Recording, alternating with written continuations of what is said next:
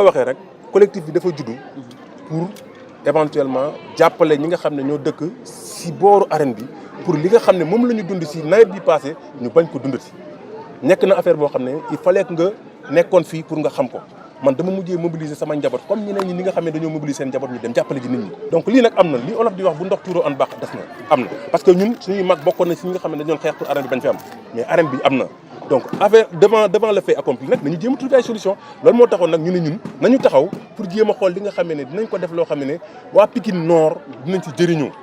jëriñoo bi nag moom mooy lan moom mooy duñu xuloo duñu xeex état kenn du xuloo ak moom kenn du xeex ak moom mais da ngay am ay moyens yoo xam ne ak noo xam ne di nga jaar ak ñoom ba nga xam ne li nga bëgg dinañ la ko satisfaire ba pare te dara soo du jib liñ la wax nag buñ ko defee buñ ko waxee te defuñu ko au moment venu mun nga teg say brassard rouge nga def marche wax nañ ne ko Pikine am na fii suñu côté yooyu ñoo xam ne liggéey ñu te comme am na ay postes yoo xam ne arène bi rëy na dina nekk ay postes yoo xam ne dina mën a jëriñ ay doomu waa Pikine Nord mais nañ ci am benn quota bu ndaw mais nag arène bi nationale la donc du waa Pikine Nord rek la ñoo ko moom mais donc képp koo xam ne si Sénégal nga bokk si arène bi nga bokk donc loolu moo taxoon nag ñu ne am na si biir yoo xam ne yaakaar nañ ko am na ay genre cantine yi ñuy wax prévoir nañ ko nañ ci jox suñuy doom ñoom it dañ ci liggéey mu am lu mu defal si ñoom loolu la en quelque sorte